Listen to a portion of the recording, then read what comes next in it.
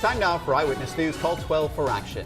Hospitals in Rhode Island are seeing an increase in the number of patients possibly exposed to rabies. Now, since June, a total of 160 people have received the rabies vaccine at area hospitals. Problem solver Susan Hogan has more on what you need to know to keep your family safe.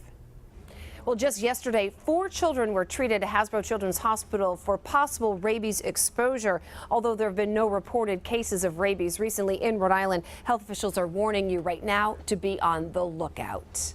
If you've noticed a sudden increase of bats flying around your yard, it's no coincidence. August is bat mating season, so they are out in full force. And many may burrow in your attic, so heads up, literally. Bats, according to health experts, are the only flying mammal that can carry disease, rabies being the most common. Well, your odds of contracting rabies in the United States are actually fairly low. There are about 2 cases reported per year nationally. However, many of those cases are traced to bats. So if you have been exposed, it is worthwhile calling to speak to an expert to determine whether or not the vaccine would be indicated.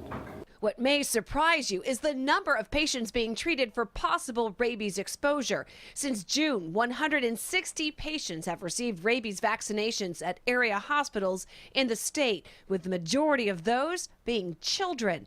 Hasbro tells us in June, 26 children were treated for possible rabies exposure. In July, 36 children. And in August, so far, 33 children. And the month isn't even half over. Most of the time, these are people that have found a bat in their home, and often were not bitten the majority of the time, but just found a bat flying around the house. And rabies exposure does not necessarily mean you actually have to be bitten by the bat to be at risk. The bites from the bats can be quite small and virtually imperceptible, particularly to somebody who's asleep.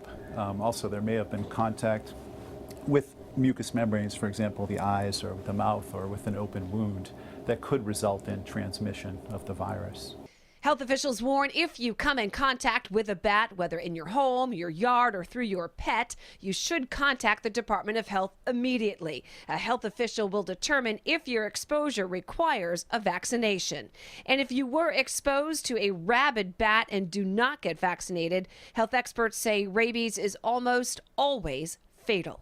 Bottom line, tell your children if they come into contact with a bat, whether it's dead or alive, they need to tell you, and then contact the Department of Health immediately. We have all of this information for you right now on our website at WPRI.com. I'm problem solver Susan Hogan, Eyewitness News.